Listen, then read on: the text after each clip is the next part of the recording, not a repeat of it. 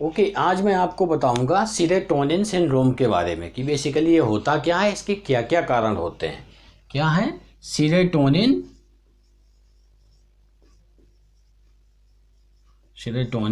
Syndrome.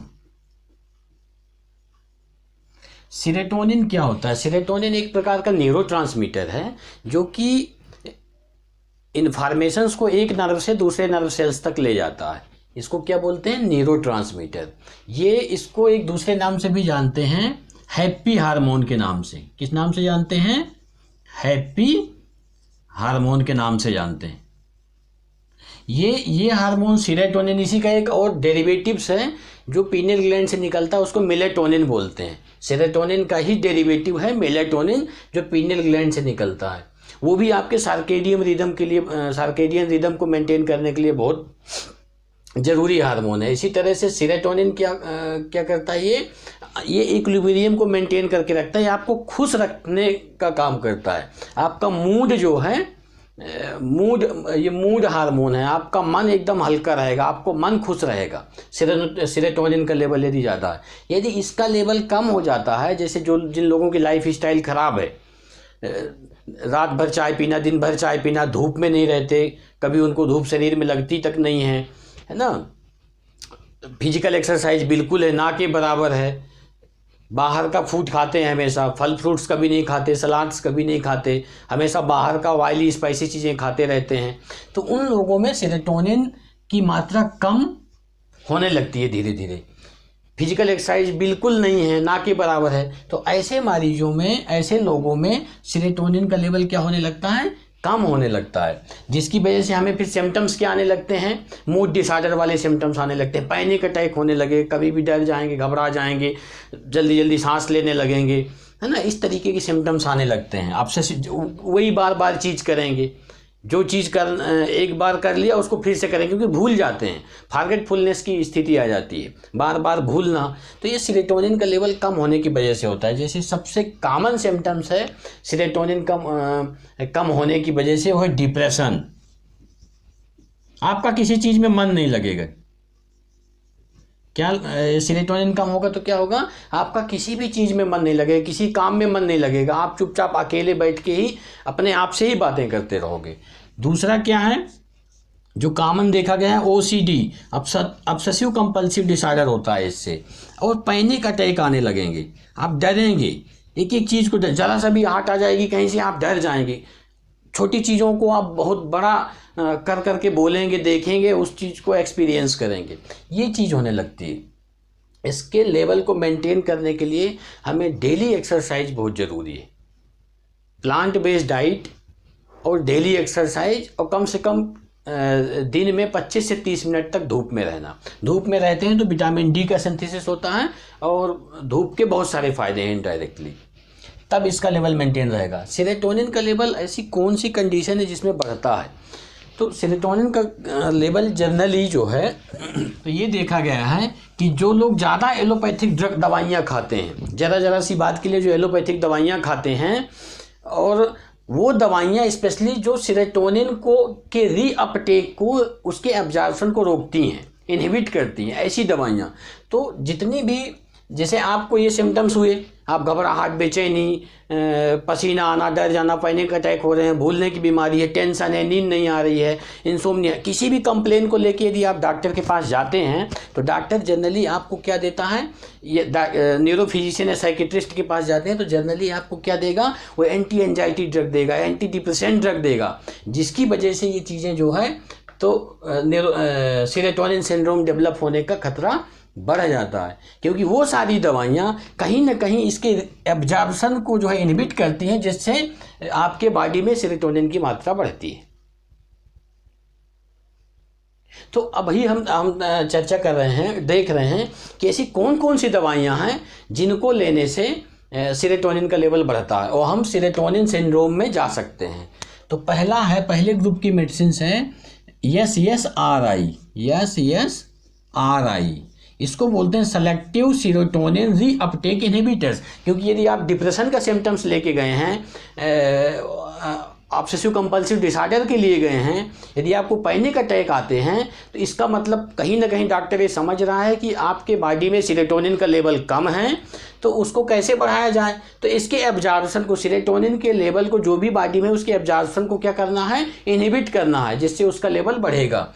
तो कुछ इस तरह की दवाइयाँ देते हैं डिप्रेशन में, जनरली जो यूज होती हैं वो है क्या, सेलेक्टिव सेरोटोनिन रीअपटेक इनहिबिटर्स। जैसे आपने देखा होगा कि यदि आप खा रहे हैं तो आप अपने पर्चे में देखना कि ब्रांड नेम अलग होता है, मॉलिक्यूल नेम अलग होता है। पर्चे में लिखा क्या रहता है, छोटे छोटे अक्षरों में लिखा रहता है उस पर्चे में, दवाई के रैपर्स में लिखा रहेगा छोटे छोटे जो है तो अक्षरों में। तो उसमें यदि लिखा हो इस तरह के नाम आएंगे आपको। जनरली ये दवाइयाँ यूज होती हैं, सिटाइलोप्राम, सिटाइलोप्राम, ये एंटी डिप्रेशन मेडिसिन है जो डिप्रेशन में डॉक्टर देते हैं, जनरली न्यूरो फिजिशियंस प्रिस्क्राइब करते हैं। Escitalopram, escitalopram. एक तीसरी दवाई है फ्लुक्जिटीन। कौन सी है, फ्लुक्जिटीन। और एक दवाई है फ्लुऑक्सामाइन। कौन सी है, फ्लुऑक्सामाइन। और नेक्स्ट है सर्टालिन। इस तरह की दवाइयां हैं जो सेलेक्टिव सेरोटोनिन रीअपटेक इनहिबिटर्स में जो है तो दी जाती हैं, डिप्रेशन में दी जाती हैं। ये क्या है, सेलेक्टिव सेरोटोनिन रीअपटेक इनहिबिटर्स हैं जो सेरोटोनिन के रीअपटेक को या उसके एब्जॉर्प्शन को जो है तो कम करती हैं, इनहिबिट करती हैं। वो कौन सी दवाइयाँ हैं, ये हैं। दूसरा आती है SNRI, SNRI, serotonin and norepinephrine reuptake inhibitors. क्या होती है ये, serotonin and norepinephrine reuptake inhibitors. इसमें क्या होता है, डेसबेनलाफेक्जिन। कौन सी दवाई है, डेसबेनलाफेक्जिन, बेनलाफेक्जिन। एंड तीसरी मेडिसिन जो सबसे ज़्यादा यूज होती है, डुलाक्जिटिन। कौन सी, डुलाक्जिटिन। ये कौन सी दवाइयाँ हैं जो आपके शरीर में सेरोटोनिन के साथ साथ नॉरएपिनेफ्रिन के रीअपटेक को इनहिबिट करती हैं। कुछ दवाइयाँ होती हैं जैसे मोनोएमीन ऑक्सीडेज इनहिबिटर्स। कौन सी दवाइयाँ होती हैं, मोनोएमीन ऑक्सीडेज इनहिबिटर्स। उसमें कौन कौन सी दवाइयाँ आती हैं, आइसोकार्बाजिड,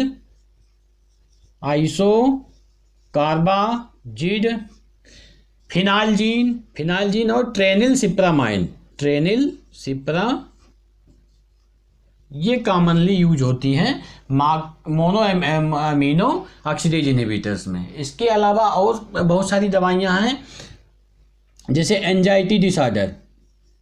एंजाइटी में जनरली डॉक्टर यूज करते हैं जिनसे सेरोटोनिन बढ़ता है।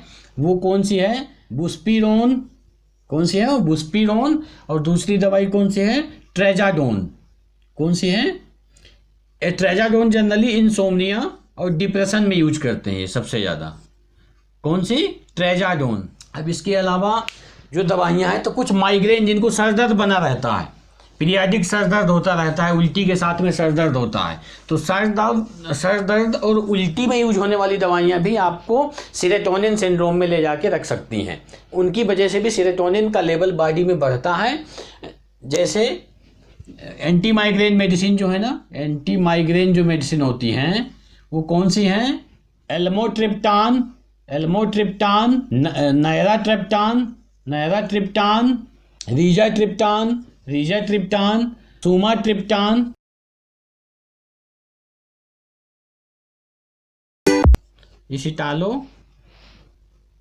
सुमाट्रिप्टान एंड जेडमीट्रिप्टान,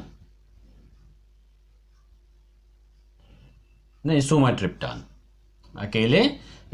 कौन कौन सी दवाइयां हैं एंटी माइग्रेन में, एमलोट्रिप्टान, नायराट्रिप्टान, रीजाट्रिप्टान एंड सुमाट्रिप्टान। जो लोग ये दवाइयाँ ज़्यादा खाते हैं सर दर्द के लिए, माइग्रेन की मेडिसिन ज़्यादा खाते हैं, उनको ये सेरोटोनिन सिंड्रोम होने का खतरा बढ़ जाता है। और कौन सी दवाइयाँ हैं जिनकी वजह से आपके बॉडी में सेरोटोनिन का लेवल बढ़ सकता है, जो जनरली कफ मेडिकेशन जैसे डेक्स्ट्रामेथासोन, डेक्स्ट्रामेथासोन, कोई भी सिरप लोगे ये कॉमन दवाई है, डेक्स्ट्रामेथासोन उसमें रहेगा, कफ सप्रेसेंट है ये। तो जो लोग ज़्यादातर कफ के लिए ये सिरप पीते रहते हैं तो उनमें भी सेरोटोनिन का लेवल बढ़ने का खतरा बढ़ जाता है। कफ मेडिकेशन। इसके बाद कुछ पेन किलर हैं। आपको कहीं चोट लग गई है कि कोई ऐसी बीमारी है जिसकी वजह से आप पेन जो है तो बर्दाश्त नहीं कर पाते हैं, इवन दो कई बार उनको कंटिन्यू पैच लगा के रखना पड़ता है शरीर में।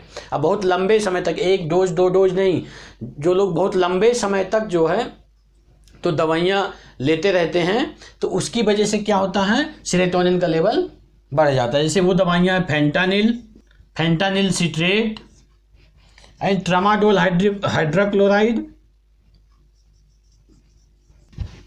कौन सी दवाइयाँ? खांसी में कुछ एंटी एमाइटिक ड्रग्स होती हैं, एंटी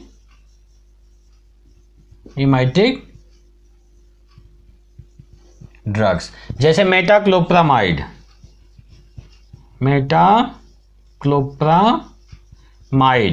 रेगलान, इसका जो फेमस ब्रांड नेम है क्या है, रेगलान। कहीं भी कुछ भी हुआ, उल्टी हुआ, अपन क्या ले लेते हैं, रेगलान का सिरप या रेगलान की टेबलेट या रेगलान का इंजेक्शन, डॉक्टर आपको प्रिस्क्राइब करता है। ये भी आपके मेलेटोनिन लेवल को बढ़ाता है, जिसकी वजह से आप मेलेटोनिन सिंड्रोम में जा सकते हैं। दूसरा हो गया इमसेट, सबसे फेमस ब्रांड नेम है ये इमसेट। क्या है इसके अंदर, ओंडेनसेटेरॉन। क्या है, ओंडेनसेटेरॉन। ये भी सेरोटोनिन के लेवल को बढ़ाता है आपके शरीर में, जिसकी वजह से आपको सेरोटोनिन सिंड्रोम हो सकता है। ऐसे बहुत सारे, एलएसडी,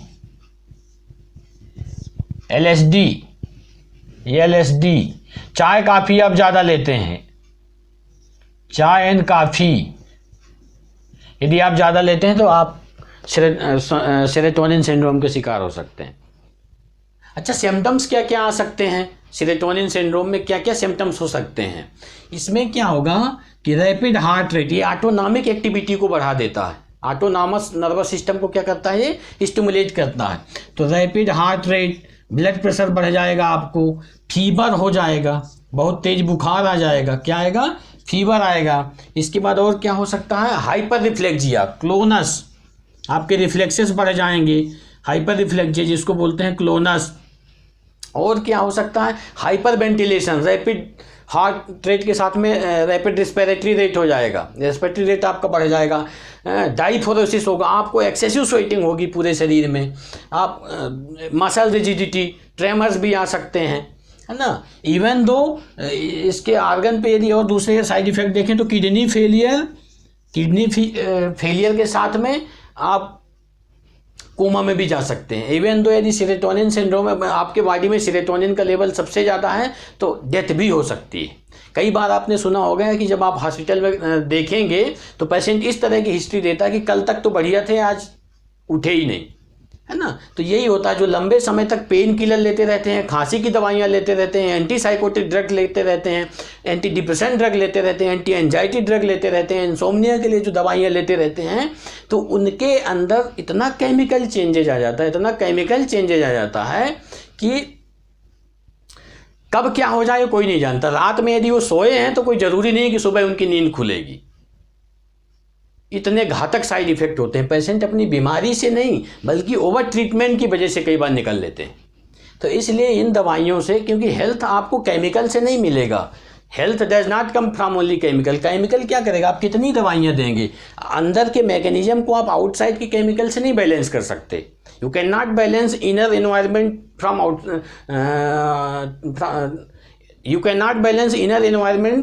फ्रॉम आउटसाइड केमिकल। आप आउटसाइड की केमिकल, बिकॉज क्या होता है कि अपने जो शरीर में जो केमिकल्स निकलते हैं, जो अंगों से रसायन निकलते हैं, वही लाइफ की कैलिब्रेशन में मदद करते हैं। और अपने अंगों का, अपनी भौतिक संरचना का, अपने अंगों का आपकी मानसिक संरचना से बड़ा गहरा संबंध होता है। ऐसा नहीं है कि अंग कुछ अलग तरीके से काम करेंगे और आपके सोच विचार कुछ अलग तरीके से काम करेंगे। जैसे आपके सोच विचार होंगे उसी हिसाब से आपके अंग जो है तो काम करेंगे।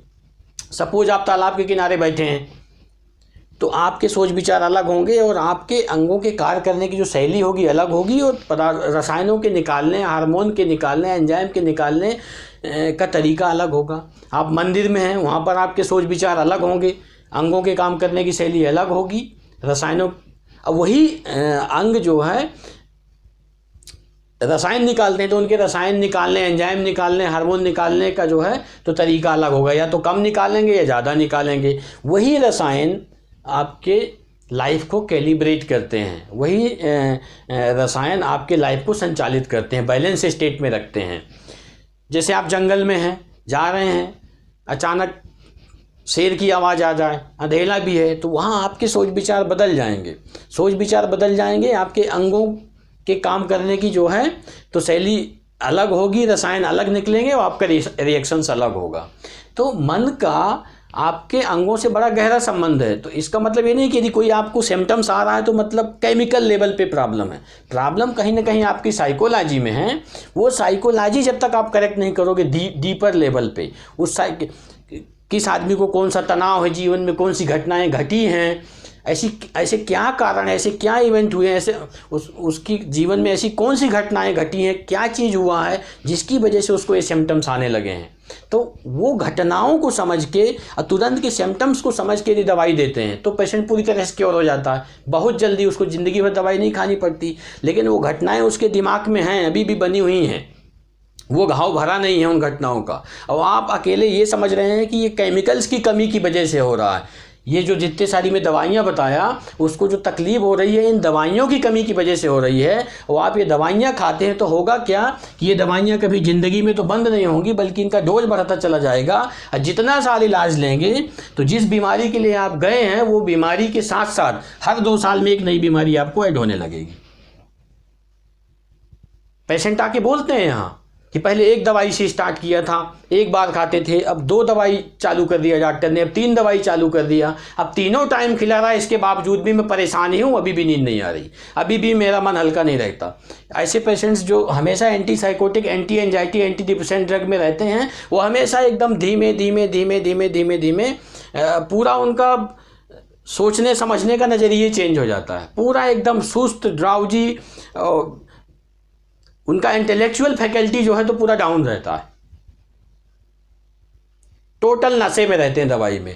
और इतना डिपेंडेंट बना देती हैं ये दवाइयाँ आपको कि आप दवाई छोड़ नहीं सकते, इतना डिपेंडेंट बना देती हैं। यदि छोड़ेंगे तो उसके सिम्टम्स वर्स होने लगते हैं।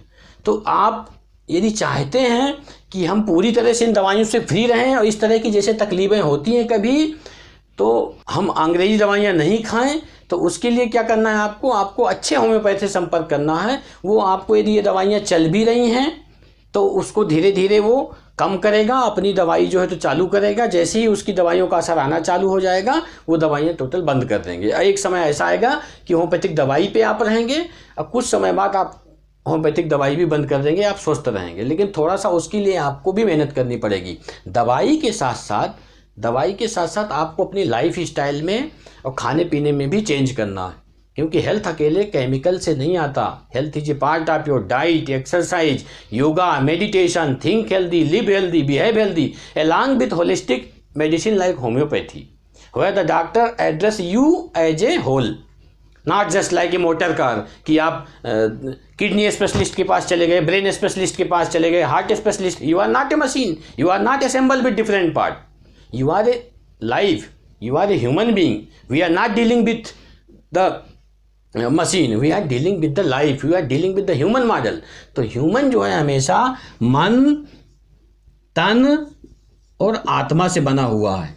माइंड, बॉडी एंड सोल का कॉम्बिनेशन है लाइफ। तो जब बॉडी में कोई भी प्रॉब्लम्स हो रही है तो कहीं ना कहीं हमारे सोच विचार, अपने आत्मा की लैंग्वेज कहीं ना कहीं गड़बड़ हुई है, जिसकी वजह से बॉडी पे उसका एक्सप्रेशन आ रहा है। यदि बॉडी के एक्सप्रेशन को ठीक करना है तो हमें उस व्यक्ति को ही समझना पड़ेगा पूरा का पूरा।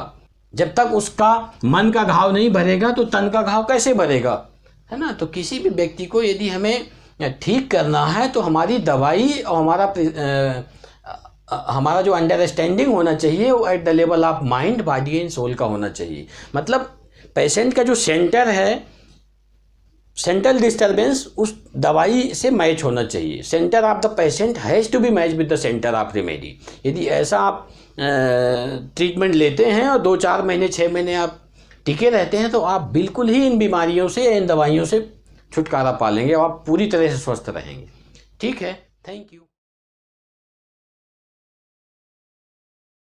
नहीं रहे। मम्मी मैं बचा। हाँ मैं बचा रही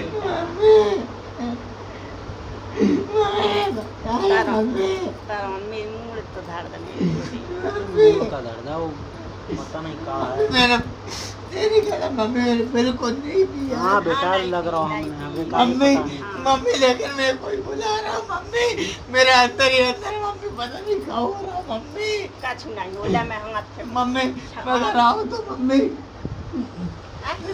मम्मी मम्मी लेकिन मैंने नहीं पी मम्मी सच्ची कह रहा हूँ मम्मी मेरे कोई पता नहीं मेरे फोन में क्या कर रहा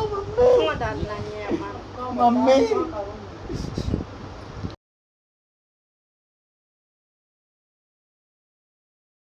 कैसे हैं पहले से आप? पहले से मैं बहुत बढ़िया हूँ। किस चीज़ में क्या अच्छा लगा? मुझे मतलब पहले भारी भारी डराव सा घबराहट सी होती थी, जब मैंने मेडिसिन ली तो बढ़िया रिलैक्स रिलीव हुआ। हाँ, कितने दिन से थी आपको तकलीफ? 4 महीने से 3-4 महीने से थी। क्या लगता था जब आपको डर लगता था उस समय? तो घबराहट हो रही थी, बाहर भागने का मन करता था, रोना आता था। और फिर दवाई दिया तो बढ़िया हो गया। अभी मन अच्छा लगता है? हाँ अब बढ़िया लगता है, हैप्पी हैप्पी फीलिंग। कोई टेंशन तो नहीं? कोई टेंशन, नींद आता? हाँ नींद वगैरह बढ़िया आती, खाना पीना सब बढ़िया। किसी चीज का कोई डर नहीं, कोई घबराहट नहीं। तब से जब से आपका ट्रीटमेंट किया अभी लगभग 2-3 महीने हो गए? हाँ 3 महीने हो गए।